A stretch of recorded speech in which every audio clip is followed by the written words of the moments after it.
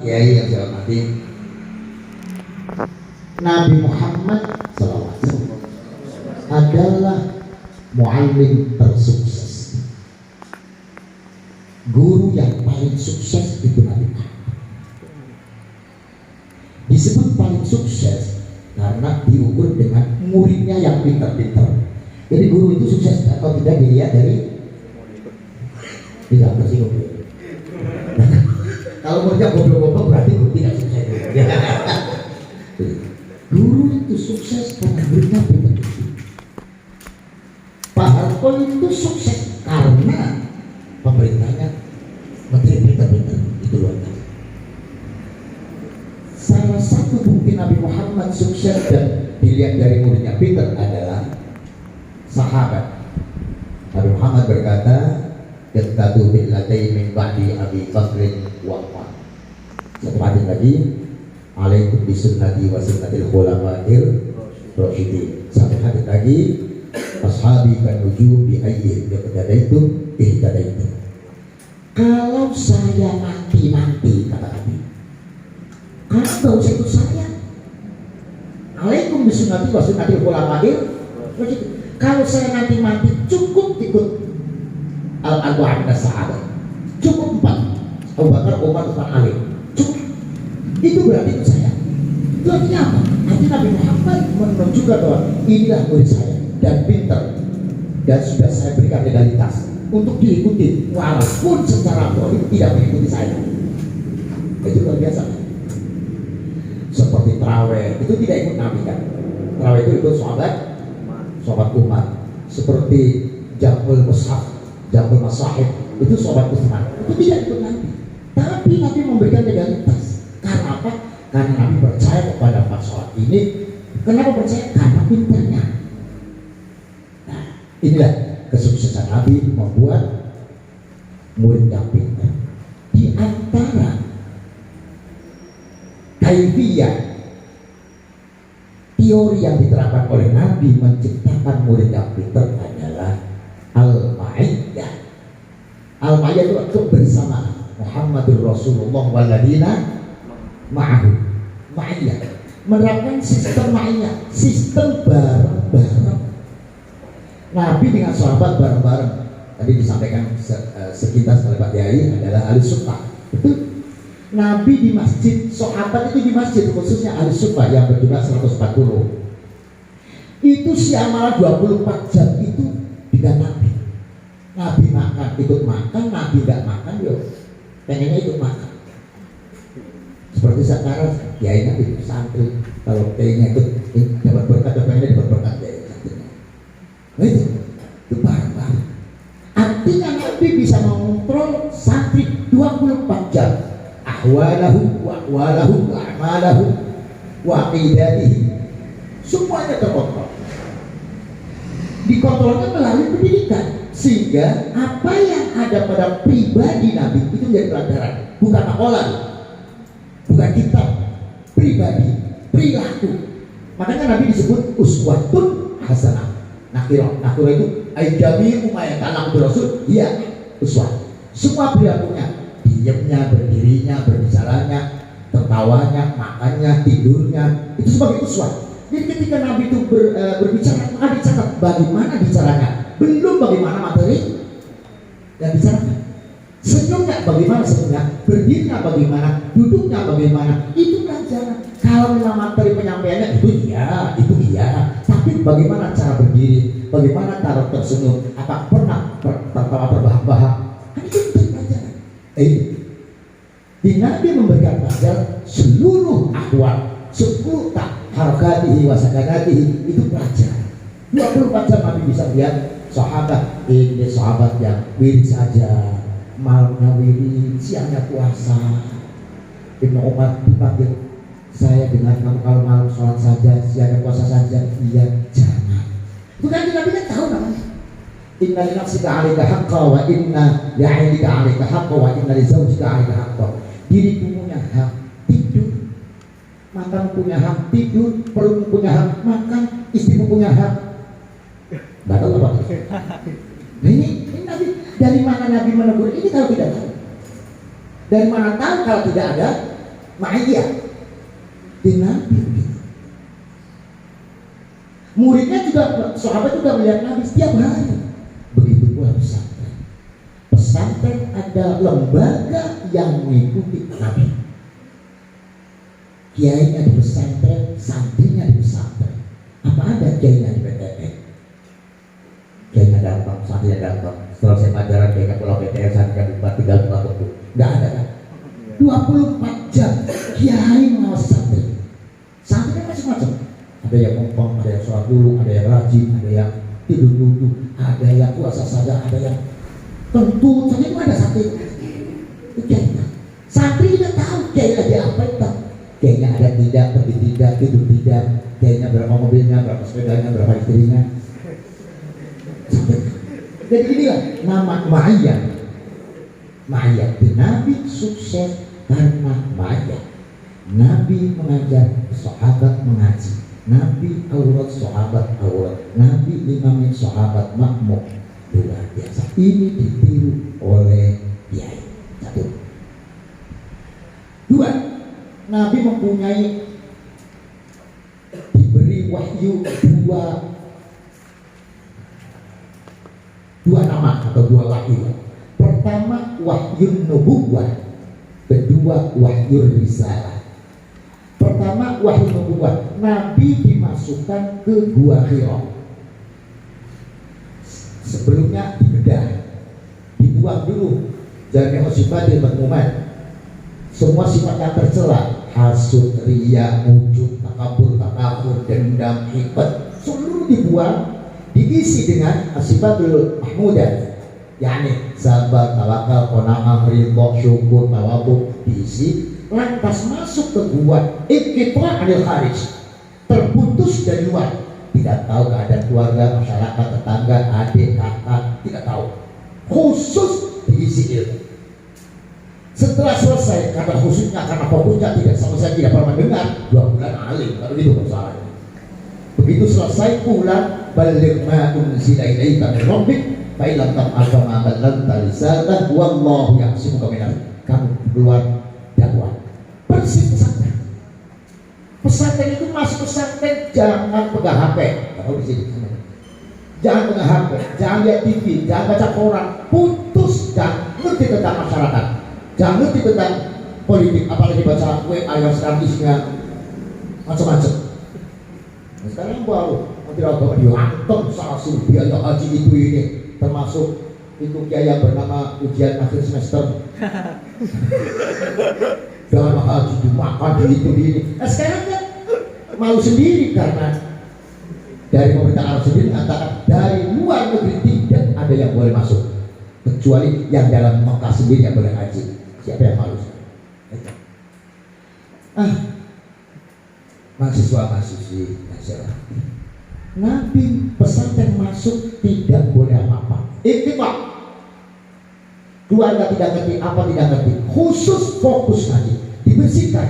Zikir, aurat, jamaah, ngaji Quran. Ini pembersihan. Diisi ilmu Al-Qur'anul Maqru'ah, Al-Mutabarraq fi kulli ma'arif. Kitab-kitab yang dibacakan oleh kiai. Ini diisi. Setelah selesai keluarlah baligh ma unzila ilaika. Ini jadi pesantren adalah niru Nabi. Contoh pendidikan Nabi. Nabi sukses, maka yakin pesantren sukses. Nabi sukses, ditiru oleh pesantren, maka pesantren sukses. Satu. Ketiga, pesantren adalah lembaga yang syarat dengan barokah. Apa barokah? Kalau jam sekarang yang disebut soleh kok bukan santri, siapa lagi?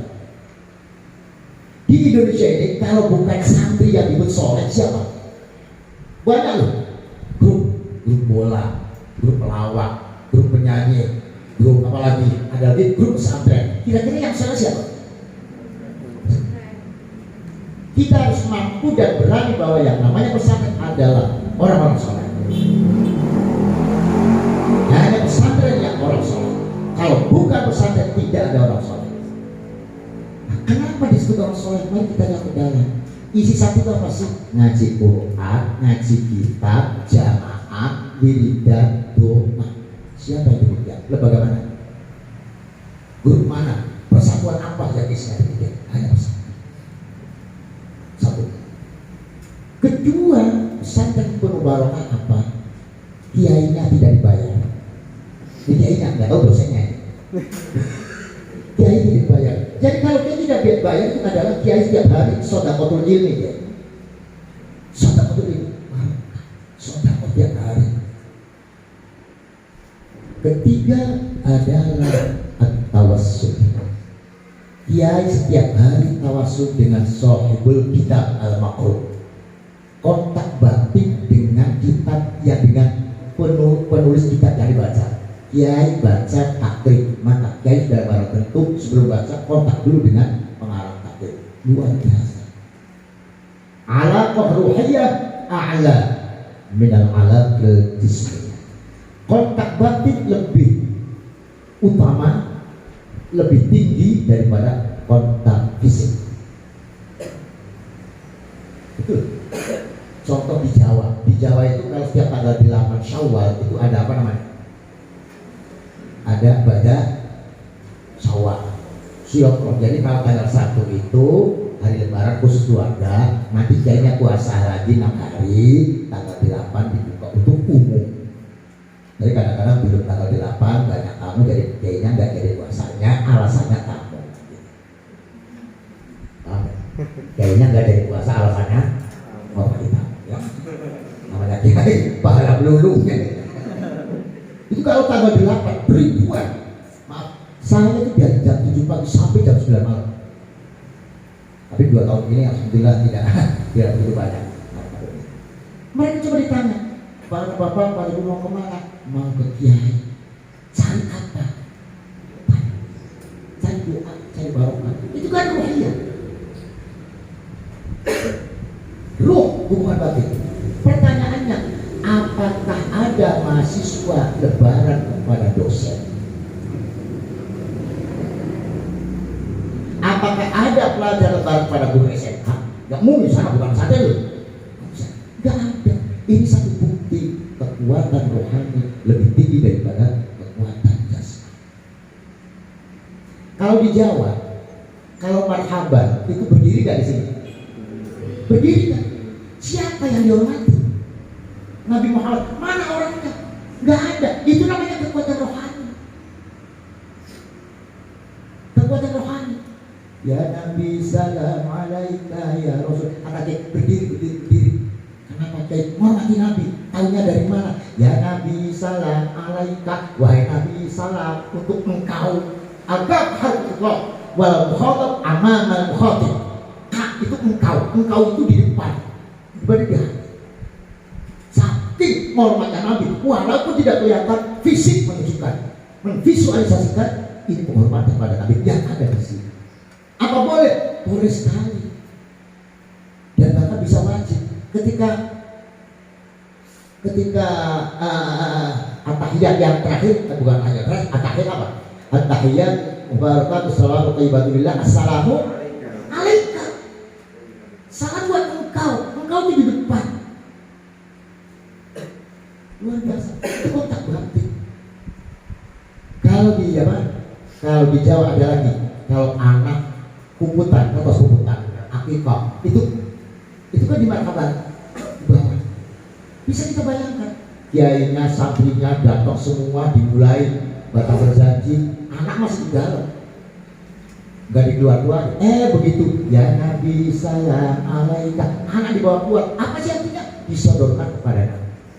Ini kontak batin. Jadi kontak batin lebih tinggi nilainya daripada kontak fisik. Kontak roh lebih tinggi daripada kontak fisik. Nah, di sini adanya di pesantren. Barokah itu adanya di pesantren. Oleh karena itu, pertama, yakin sistem pesantren adalah sistem yang terbaik dan terbenar. Itu yang kedua, terbaik dan terbenar. Kedua, sistem pendidikan yang tadi ditulis moderat. Apa arti moderat? Sesuai dengan perkembangan. Contoh kecil, salah satu contohnya, Nabi sangat mencintai tanah air. Nabi keluar dari Mekah. Begitu keluar dari Mekah, Nabi membalikkan badan menghadap Mekah.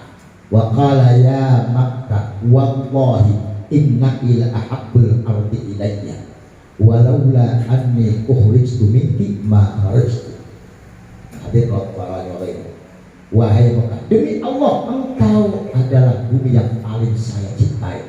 Kalau bukan karena diusir, saya tidak akan mungkin meninggalkan engkau.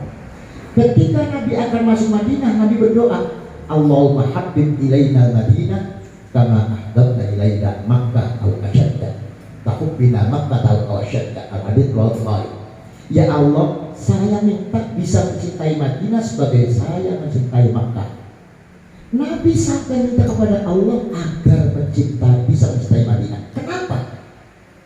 Kalau mencintai itu nanti pasti menjaga. Saya sangat menjaga istri saya karena saya mencintai istri saya. Loh, kalau saya tidak mencintai, mau dihukum semut ya, mau dituntut, silakan saya. Kenapa saya menjaga? Karena saya mencintai. Dan pertama dasar untuk bisa menjaga negara adalah mencintai tanah air. Hubbul watan. Penerapan cinta tidak boleh sepihak. Semuanya harus tercipta untuk menciptakan negara. Allah melalui Al-Quran luar biasa. Sampai-sampai mazala Jibril yusini bil jannah. Malaikat Jibril itu bolak-balik, awas Muhammad tetangga, seakan-akan tetangga akan diberi hak waris. Ternyata tetangga ada dua, ada tiga. Ada tetangga saudara, kerabat dan Islam. Ada tetangga Islam tapi bukan saudara. Ada tetangga bukan saudara dan bukan Islam. Semuanya punya hak. Inilah kebangsaan. Nabi Muhammad SAW begitu sampai di Madinah menghadapi tiga kelompok. Satu orang musyrik, dua orang Yahudi, tiga orang Nasrani. Bagaimana cara menghadapi mereka? Tidak ada konsep bunuh Yahudi, bunuh musyrik, bunuh pendeta, tidak ada.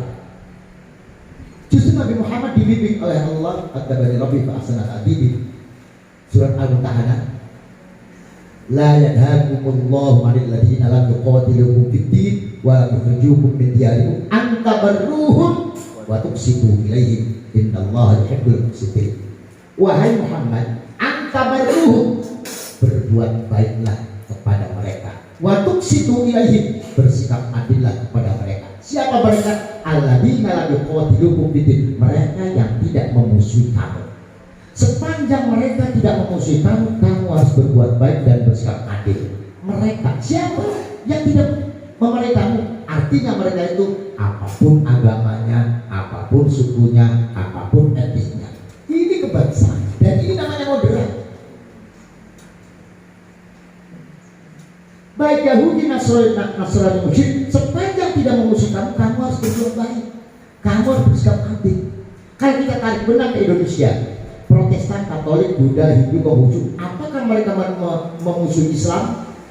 Jawabnya tidak. Maka kita harus berbuat baik. Ternyata ya Allah, kalau kita pikir agama itu nama Indonesia, Islam, Protestan, Katolik, Buddha, Hindu, Konghucu, yang ribut saja siapa? Aneh kan? Apa pernah ada Hindu demo? Konghucu gak ada. Islam lagi-lagi takbir.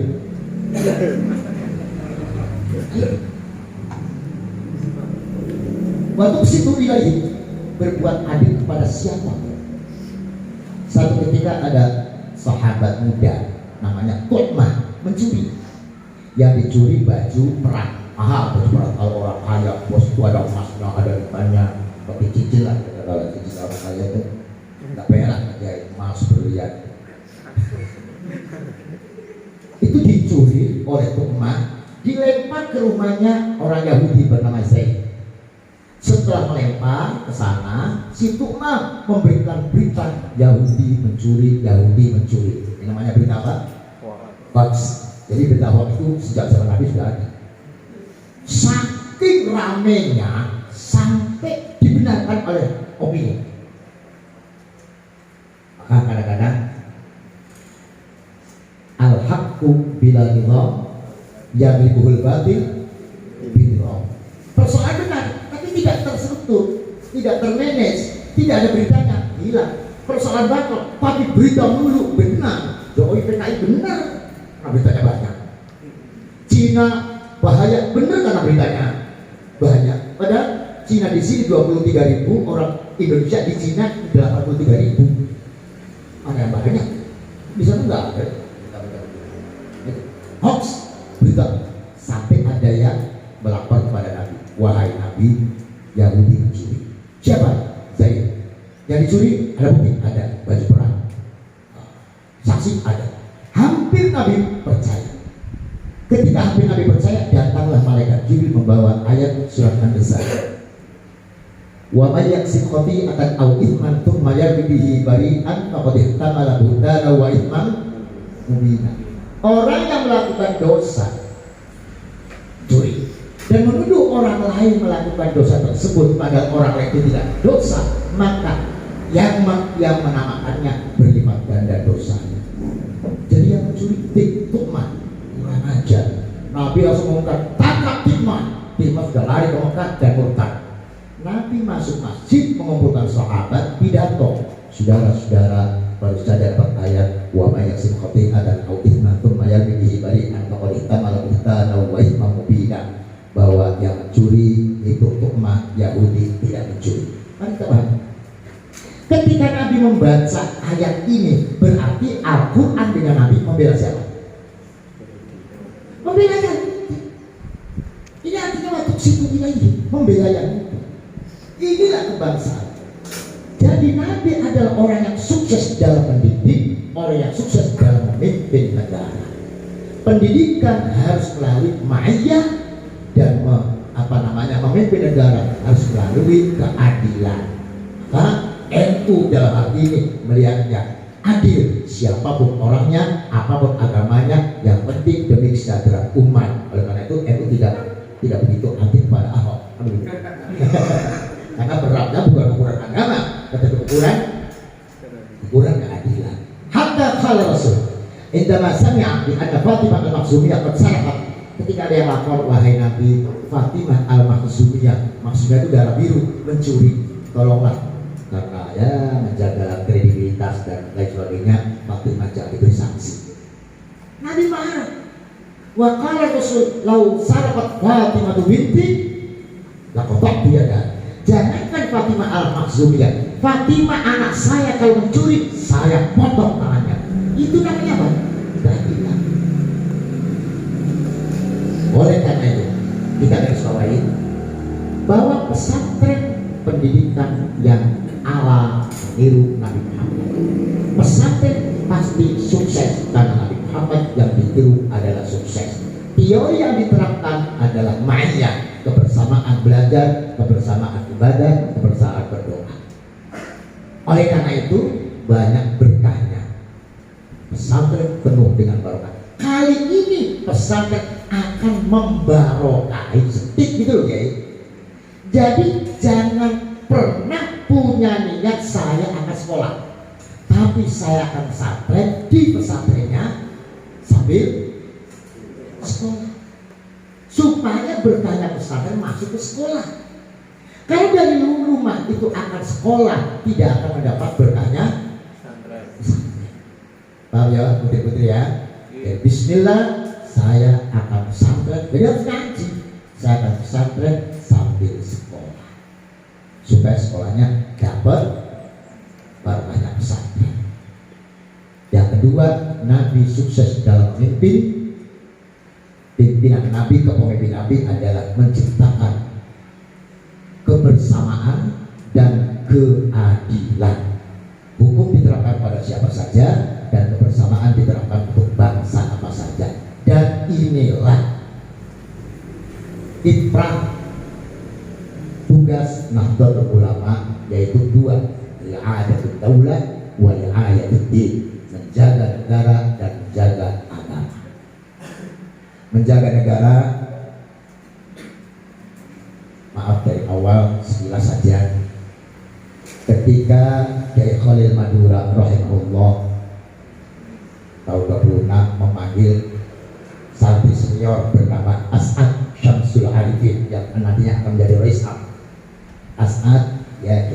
kamu bawa ini ya, kotak. Kamu bawa kotak, berikan kepada Kiai Hasyim Asy'ari Jombang.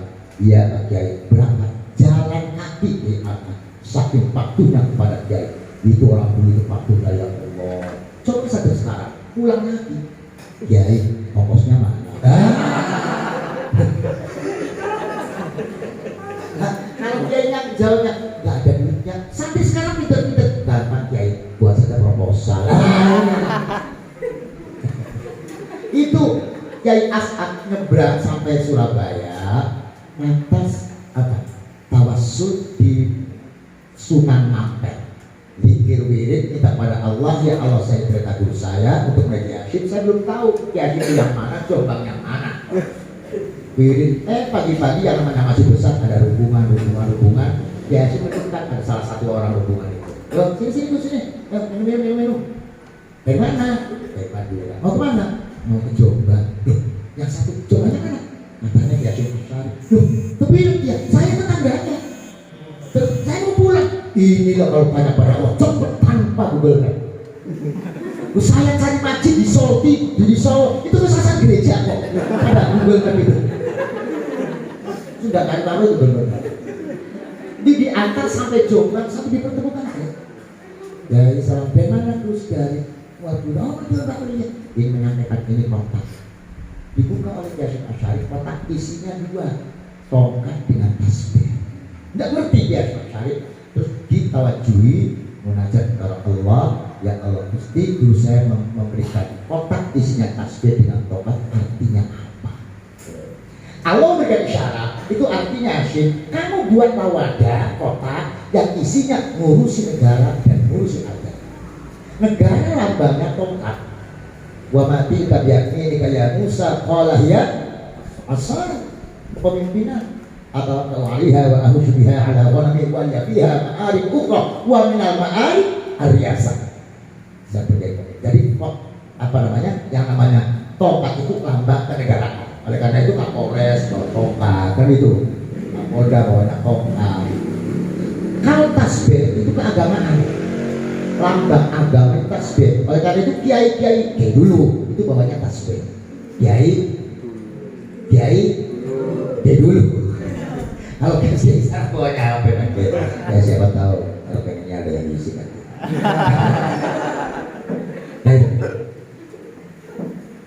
Jadi Kiai Hasyim diberi amanat oleh Kiai agar membuat wadah dan menangani negara dan agama. Kiai Hasyim mengumpulkan kiai-kiai, lantas sepakat membuat wadah tersebut Nahdlatul Ulama punya tugas riayat daulah, menjaga negara, dan ini dibuktikan dengan perang 10 November, murni perangnya kiai, santri dan rakyat. Maaf, tentara belum terkonsolidasi, tidak ada. Cuma sejarah ini memang ditutup-tutupi, memang sengaja dibuat. Begitu kan? Ketika zaman sahabat Umar menjadi khalifah, ada orang Yahudi bernama Ka'ab masuk Islam. Cerita Al-hadithu tsani an Atha ibn Yasar an Ka'bil Ahbar qala 'allamani abi Tawrata illa sifran wahida. Ada di mana itu? Di Deba. Ada nggak Deba di sini? Ada dong ya? Ada ya? Masih harus baca. Kana yaqtimuhu wa yaqtimu sunduq falamma mata bi batahtuhu fa idza bihi nabiyyun yaqdu akhiraz zaman mauliduhu di Makkah wa hijratuhu bil Madinah wa sultanuhu isya. Ka'ab berkata, saya ini diajari kitab oleh bapak saya, yaitu Taurat. Orang Yahudi tidak Taurat, diajari sampai hafal. Salapir. Ada satu lumpir oleh bapak saya disobek, dilipat, dimasukkan kotak, dikunci. Saya tanya, apa itu bapak? Diam. Kenapa? Jangan tanya. Apa isinya? Tidak boleh tahu. Diam, jangan tanya. Tidak boleh tahu. Pokoknya galak. Tapi orang kalau dilarang malah penasaran. Apa kok sampai dilarang? Isinya apa? Mau dibuka, khawatir ketahuan nanti depan bumi. Jadi kapan saja bapak mati. Bapak mati saya bongkar. Jadi mengharapkan bapaknya cepat mati supaya bisa menerima. Ada tetangga saya kurang waras tadi. Itu mengharapkan bapaknya cepat mati biar cepat dapat. Kok ngerti? Proses. Falamma mata bi fatahtu. Begitu bapaknya mati, dibongkarlah itu kotak itu, diambil kertasnya, dibaca. Ternyata faida bihi nabiyun ya akhir zaman tentang Nabi Muhammad. Artinya kata bapaknya, wahai anakku, kamu jangan berani baca Muhammad, baca sejarah Muhammad, baca riwayat Muhammad, nanti kamu iman. Persis apa yang dilakukan pemerintah Indonesia. Jangan tulis sejarah itu, jangan tulis sejarah kiai untuk perjuangan. Nanti orang ikut kiai, nanti orang ikut pesantren, nanti orang jadi santri, nanti orang ikut NU. Supaya tidak ada sejarah perjuangan kiai, perjuangan NU dalam mendirikan bangsa dan kemerdekaan. Sampai akhirnya ditemukan tulisan Fredrik oleh Bapak Sunoto, Allah yang baru saja meninggal dunia, dan koran kedaulatan rakyat, koran suara rakyat yang terbit tahun 42-47, di dalamnya ada resolusi jihad yang instruksi PBNU untuk melawan penjajah. Ini tidak bisa dibantah. Jadi sengaja mereka menutupi perjuangan PBNU, perjuangan kiai. Ini luar biasa. Nah, ini padahal kiai kurang apa? Kurang apa? Tanggal 22 Oktober Kiai Asy'ari malamnya itu kumpulkan kiai-kiai seluruh Jawa dan Madura, Roy Surya, minta kepada Allah, ya Allah, karena diminta kepada Presiden Soekarno, apa menyerang, apa melawan kepada penjajah sekutu di bawah pimpinan Inggris, di dalamnya kurang ajar Belanda yang sudah merdeka malah menyerang lagi. Terus akhirnya Allah memberikan isyarat wajib melawan penjajah. Fardu ain di akhir masa Fatil Qasr. Terjadilah perang besar 10 November, murni 10 November. Bayangkan, sudah merdeka 17 Agustus, diserah lagi. Seandainya kalah, apa yang terjadi? Merdeka gagal atau merdeka dengan sistem yang lain? Padahal kiai, santri, tidak ada jabatan, tidak ada seragam, tidak ada sepatu, tidak ada senjata, pakainya diminum diminum doa satu dua Allah. Santri perang pakai sarung, perang pakai sarung jepit, tidak pakai sarung dalam lagi. Itu demi negara itu ya. Ya, itu kok menang gitu.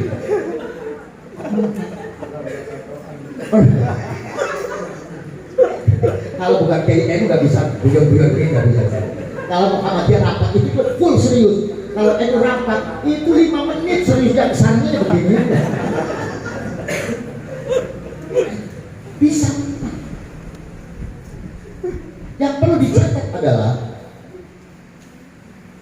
terima atau tidak terima seluruh presiden pembangsa sejarah ini. Sejarah 22 Oktober seluruh Presiden Soekarno, Soeharto, Megawati dan SBY. Tapi yang tertentu hatinya cuma Presiden Jokowi. Dia merasa, dia bisa berjuang gitu. Apa dasarnya membela negara? Dipanggil ketua PBNU Pak Said Akil, diajak bicara, menerapkan taktik perang untuk negara, para kiai. Pak Said minta ada terima kasih pada santri, dibuatlah hari santri setiap tanggal 22 Oktober. Inilah dua. Pak Jokowi bisa saja menggandeng wakil presiden, konglomerat, politisi, TNI, dan kenapa? Ya yang diajak. Ada undang-undang besar, nggak banyak apa-banyak, hanya didorong masalah hasut saja. Yang dicari korupsinya Pak Jokowi sepeser pun belum ada. Nggak tahu besok. Sampai sekarang pun belum ada. Maka ya udah, karena nggak ada korupsinya makanya dicari kesalahannya. Nggak ada ketemu, ya udah PKI saja. Tidak begitu kira. Nah, setelah menang dibuatlah negara.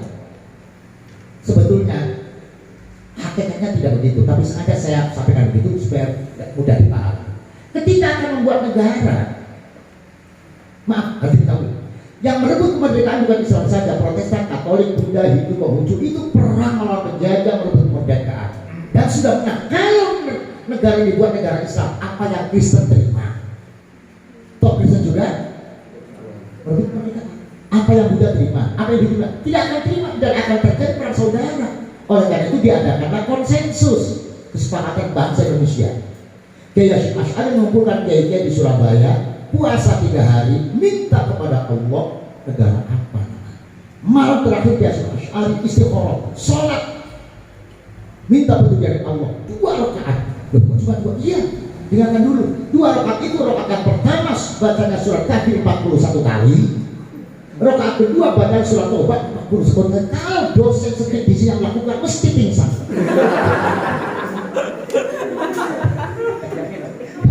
Pulang lagi. Jadi yang namanya terciptalah Allah berikan sekarang, nggak usah negara Islam, carilah dasar negara yang tidak bertentangan dengan Islam, dipimpin oleh Presiden Soekarno, maka disepakatilah Pancasila. Jadi Pancasila itu berdarah-darah ya itu, yang mati kurang ratusan, santri yang mati ribuan, Singosari dibom, sehari itu mati 6.000 lebih santri rakyat. Ini jadi Pancasila adalah hasil istikharah, hasil sholat 2 rakaat 41 dan hasil konsensus. Sekarang datang si jenggot, saudara-saudara, Pancasila togut, Pancasila kafir, Pancasila berhala, yang benar adalah khalifah. Kita tanya, kamu sini apa kamu? Pancasila kafir? Nggak ada, takutnya dia. Pancasila togut, yang benar khalifah. Nanti dulu. Ketika Kiai perang mati-matian, kamu di mana? Kamu di mana? Pancasila itu hasil konsensus. Kamu boleh mengganti khalifah. Pertama, lakukan dulu konsensus. 1. Lakukan dulu istikharah. Lakukan dulu sholat 41. Potongan kamu pingsan gitu. Gak bisa Pak pulang. Baik, jadi untuk merubah Pancasila nggak akan bisa, tidak akan bisa, karena sudah katakanlah cara masanya nas Allah. Ini bentuk apa? Tongkat. Ketiga, bentuk apa?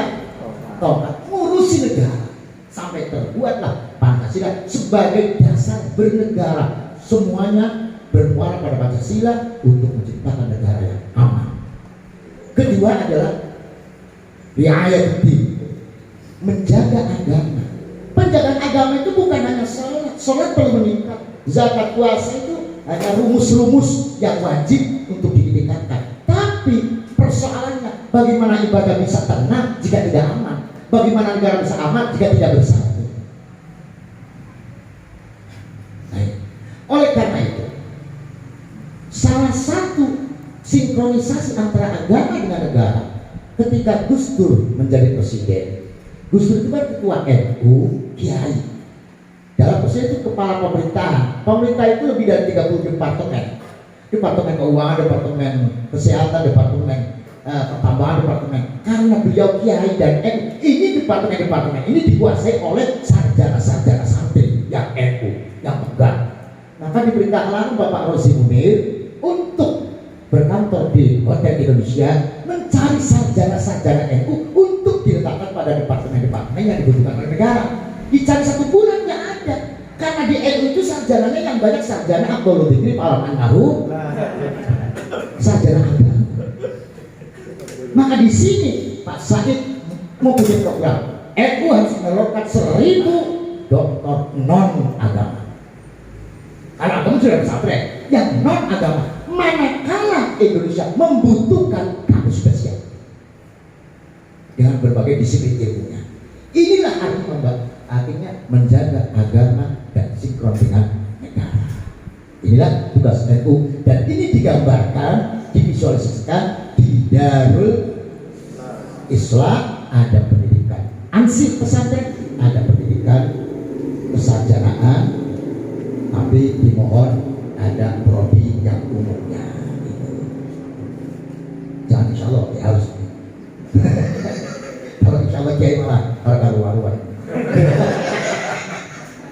Insya Allah orang itu ngambil. Demikian sebuah penghargaan. Semoga sedikit banyak ada manfaatnya. Jadi kita harus yakin sabar adalah tariqul haq bil ilmi wal amal salih wal aqidati salihah. Kalau kita sahihah itu pesantren kita bahkan sebagai himnenya tadi apa? Khairun nas al-qaulun nas itu lu bagus-bagus sekali, luar biasa sekali. Dan melalui pendidikan perguruan tinggi inilah kita akan berkiprah balik sila ilaika min rabbik kailan ta'al fama ballagta risalata wallahu yahsibuka minan nas wallahu afiq ila maqbarin. Assalamualaikum warahmatullahi wabarakatuh. Waalaikumsalam warahmatullahi wabarakatuh. Alhamdulillah pemateri yang sangat luar biasa. Tema pada kesempatan hari ini mungkin ternyata kita baru menemukan keilmuan terkait kemudian terkait dengan kepemimpinan yang ada pada di Indonesia ini baru kali ini dan sangat luar biasa lagi, temanya menarik sekali.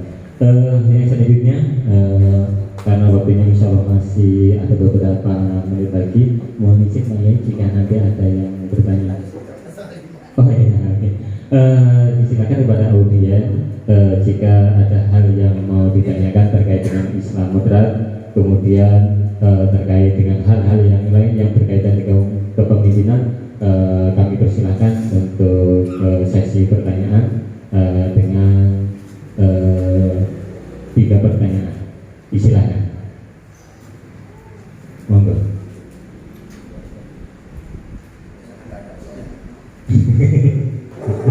Biasanya agak segan-segan pipun gitu. Oke, silakan dari sahabat-sahabat WNI jika ada perwakilan untuk bertanya. Kemudian dari sahabat pergerakan pemuda Ansor jika ada yang mau ditanyakan silakan, atau dari adik-adik mahasiswa jika ada hal yang mau ditanyakan disilakan. Disilakan.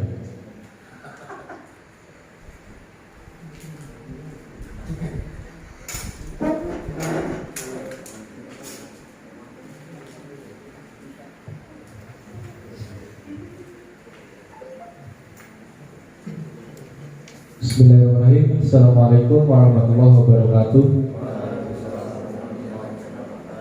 Yang saya hormati Bapak Kiai Haji Muhammad Mustafa Kesirot, Bapak Kiai Haji Sadiqul Amin, dan Bapak Wahir selaku Ketua Stip. Mohon izin Pak Yai, saya Ahmad Rasim Pamungkas, Ketua Cabang Pergerakan Mahasiswa Islam Indonesia Tulang Bawang. Berkaitan dengan peran perguruan tinggi agama Islam berbasis pesantren dalam mewujudkan Islam modern yang rahmatan lil alamin. Alhamdulillah kami pergerakan mahasiswa Islam Indonesia ini selalu aktif dalam memenggal pergerakan-pergerakan yang memang membahayakan di kalangan mahasiswa. Alhamdulillah pergerakan mahasiswa Islam Indonesia ini sudah membawahi 3 komisariat yang ada di Kabupaten Tulang Bawang. Dan alhamdulillah insya Allah mohon doanya Pak Yai, kita mau buka komisariat baru di STT Darul Islam. Nah, mungkin yang ingin saya sampaikan ini adalah ingin bagaimana cara ataupun lebih motivasi untuk kami kaum pergerakan untuk bisa mewujudkan mahasiswa-mahasiswa yang memiliki pemahaman Islam yang moderat. Karena kan PMI hari ini tidak hanya di kampus umum Pak Yai, berada di kampus Islam maupun kampus umum. Oleh karena itu kami ingin motivasi sekaligus saran bagaimana PMI ini bisa bergerak di kampus umum maupun di kampus Islam. Mungkin itu dari saya Ri, wallahu muwaffiq ila aqwamit. Wassalamualaikum warahmatullahi wabarakatuh.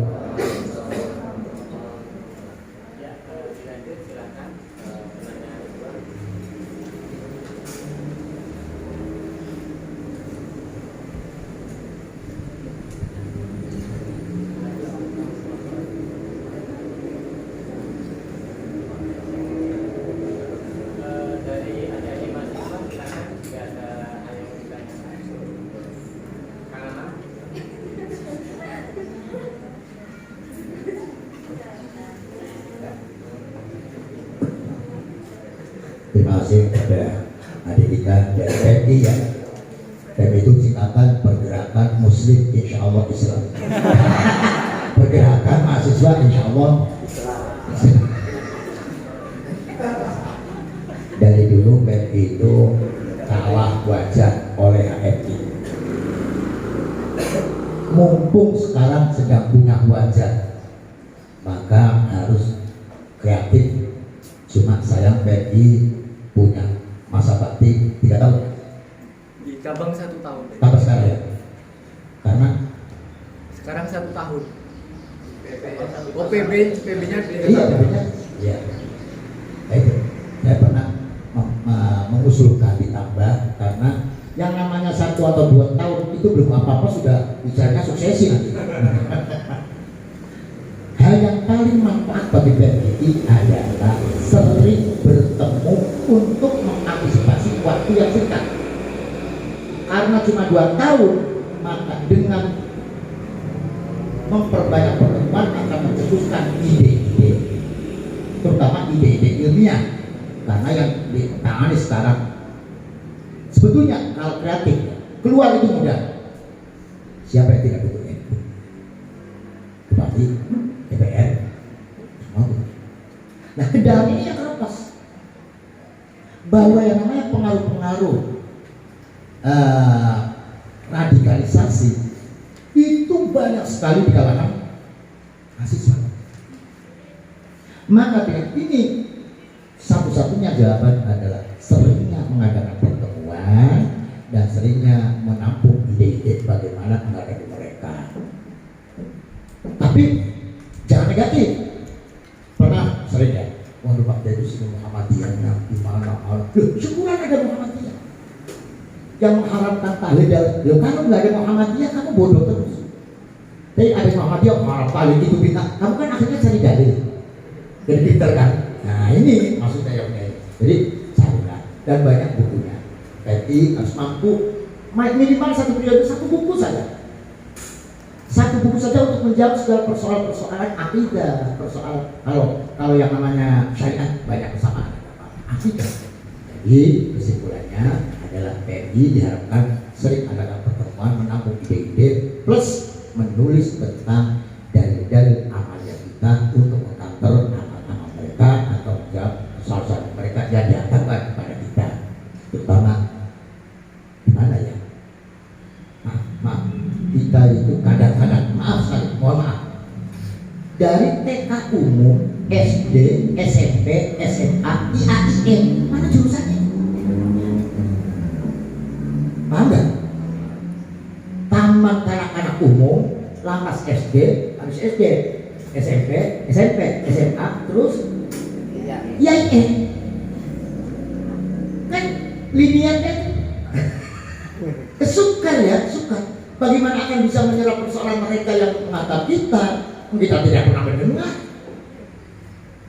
Ketika mereka mengatakan Nabi Muhammad itu bapaknya kafir dan masuk neraka, kita tidak pernah tahu hadisnya, bagaimana cara mengcounternya. Dan ini adalah pentingnya sering antar pengurus, apalagi di untuk mengundang seorang ahli. Itu saja, insya Allah. Ya. Ya, terima kasih. Alhamdulillah telah dijawab oleh beliau, Bapak Materi. Sekali lagi,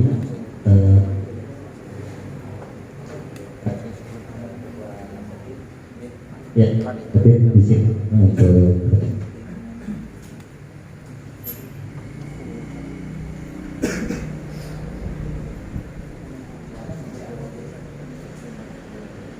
Assalamualaikum warahmatullahi wabarakatuh. Yang Allah hormati beliau Romo Kiai Haji Mustafa Al-Sirat, mohon maaf, mohon izin. Sebetulnya waktunya sudah jam 5 kurang seperempat. Ini karena kalau tidak saya tanyakan ketimbang jadi penasaran ya, mohon izin. Penjelasan beliau luar biasa, membuka wawasan baru kepada kami Sivitas Akademikasi dan Islam yang perlu kami sampaikan. Pernah saya itu searching di satu website membuka bahwa di situ ada tokoh-tokoh liberalisme. Salah satunya beliau adalah Al-Mukarram Romo Kiai Haji Said Akil Sirot. Ini satu tudingan yang luar biasa kejam bagi kami. Akan tetapi setelah ditelisik bagaimana Islam yang mempunyai tendensi tentang rahmatan lil alamin, di situ diidentikan dengan sebuah toleransi. Nah, makna dari sebuah toleransi ini tentunya mempunyai batasan-batasan khusus sehingga tidak melahirkan mindset tentang Islam yang liberalisme. Bagaimana dengan hari ini sebuah terjadinya kerukunan antara pemuda Ansor kemudian mempunyai toleransi ketika saat kunjungan hari-hari besar Katolik maupun Kristen, sampai-sampai ada sholawat disampaikan atau disenandungkan di sebuah gereja, kemudian nyanyian gereja pun nggak pernah dengar disenandungkan di dalam masjid. Ini korelasi dengan sahabat-sahabat para adik-adik kita PMI tentunya perlu dimatangkan juga, perlu difaidkan juga tentang hujah amaliyah nahdiyah yang berkaitan dengan toleransi, khususnya tentang Islam moderat yang mempunyai bingkai rahmatan lil alamin. Mohon penjelasannya. Demikian, terima kasih. Assalamualaikum warahmatullahi wabarakatuh. Waalaikumsalam. Terima kasih. Dua, kita penganut madhab tidak menganut madhab maqasidus syariah al-mursalah. Jadi ada madhab Malik itu asal mempunyai tujuan yang baik apapun boleh. Saya waktu itu diundang di Maroko tentang al-maqasidus syariah. Maqasidus syariah, tujuan syariat diberlakukannya adalah untuk menciptakan kemanfaatan. Ini kalau dibiarkan akan menjadi liberalisasi. Yang penting punya maqasid, yang penting punya masalah. Nah masalah itu ada yang berusaha bebasnya, ada masalah yang muqayyadah. Dan nanti kalau segala-galanya itu mempunyai masalah yang bersalah, semuanya juga masalah bersalah. Kita tidak mengenal itu, tetapi punya kaidah yang mirip, yaitu al-muhafadzah al-qadim salih wal akhdhu bil jadid aslah. Sekarang dilecehkan wal akhdhu bil jadid salih, bil jadid salih. Al-muhafadzah al-qadim salih, istri yang pertama dipegang, ambil yang istri yang wal akhdhu bil jadid salih. Kalimat al-akhdhu bil jadid salih, kita gali yang baik, kita gali yang maslahat. Kalau tidak dibatasi akan menjadi maqasid al-mursalah. Maqasid al-mursalah itu orang itu apa tujuannya itu loh? Apa alasannya? Ini nanti bisa dijadikan alasan macam-macam. Nah, kalau al-muhafadzah al-qadim salih wal akhdhu bil aswad, maka masih ada batas-batas kaidah nahdiyah namanya. Oleh karena itu, Nabi yang mempunyai batas-batas dalam fikihnya begini, dalam akidahnya begini, supaya tidak radikal, bukan liberal. Sebetulnya kalimat liberal itu apa sih? Liberal itu baik sepanjang masih dalam kendali. Contoh, kenapa Al-Quran itu tidak jelas? Siapa yang mengatakan Al-Quran jelas? Quran tidak jelas. Dalam Al-Quran perintah sholat hanya aqimus sholat, sholatlah. Tidak ada ayatnya sholatnya berapa rakaat, namanya sholatnya apa, tidak jelas. Hukum tidak pernah jelas dalam Al-Quran, semuanya terbatas. Kalau Al-Quran jelas sejelas-jelasnya sampai mendetil, semendetail-mendetilnya, maka ilmu mati. Tidak ada isian, tidak ada perwati. Tapi karena Quran tidak jelas, maka ada istihad, ada pengembangan pendapat, ada pengembangan ide. Dan pengembangan ide inilah kalau dibiarkan seluas-luasnya akan menjadi liberal.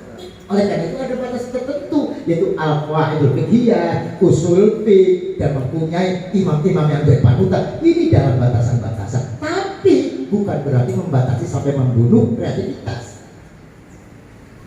Oleh karena itu, sahabat itu siapa yang tidak radikal? Radikal semua. Sahabat Ali itu paling radikal, punya anak. Nabi datang, Ali lahir, sampun, sudah namanya Harun. Apa itu? Perang. Ini itu perang dulu. Jangan Hasan, ya. Lahir lagi, Ali lahir lagi, iya, sudah. Siapa namanya? Harun. Jangan Husain. Lahir lagi, namanya Harun. Jangan Muhsin, kan Hasan, Husain. Artinya sahabat radikal. sahabat, orang yang penuh dengan ide-ide frontal, tapi pada akhirnya manut kepada ini yang diciptakan oleh kita. Ini tidak boleh membatasi mahasiswa pikirannya sendiri, nggak boleh, silakan, yang pinter, yang kreatif, kalau perlu seakan-akan menentang kiai kalau perlu, tapi pada akhirnya dia kiai. Jadi kesimpulannya, liberalisme ada hal yang baik sepanjang masih di bawah kendali kon-kon makroekonomi. Kadang-kadang bicara liberal nggak tahu artinya liberal, nggak tahu ya repot. Iya, alhamdulillah diskusi yang sangat luar biasa sekali pada ini. Yang alhamdulillah Abah Yai berkesempatan untuk menjadi pemateri kita, yang membuka wawasan kita, yang membuka pola pikir kita, khususnya sahabat-sahabat pergerakan. Ini menjadi PR besar agar menemukan kreativitas masing-masing. Ada beberapa poin terkait dengan pertemuan kali ini. Yang pertama diantaranya adalah ternyata Islam moderat itu sudah ditampilkan terlebih dahulu, ya dari zaman dahulu itu sudah ada, hanya saja penafsiran yang ternyata berbeda. Kemudian yang selanjutnya adalah kesabaran, ya kesabaran segala sesuatu ketika kita melakukan kesabaran, insya Allah berbuah hasil yang sangat luar biasa. Begitu juga kesabaran itu sudah dilakukan oleh Nabi Muhammad SAW. Yang selanjutnya diantaranya adalah Nabi sukses itu diantaranya karena kepemimpinan yang adil. Ya, kepemimpinan yang adil itu yang perlu kita tingkatkan. Mungkin untuk pertemuan kita, diskusi kita pada kesempatan hari ini, karena apalah daya waktu yang memisahkan kita, suatu ketika nanti diharapkan Abah Yai dan tim dan rombongan siapa tahu nanti ada kegiatan di PWNU bisa hadir di tengah-tengah kita kembali dengan diskusi dengan mahasiswa kembali. Mungkin hanya itu, kurang lebihnya mohon maaf. Saya Ari, mohon maaf bila wamin. Assalamualaikum warahmatullahi wabarakatuh.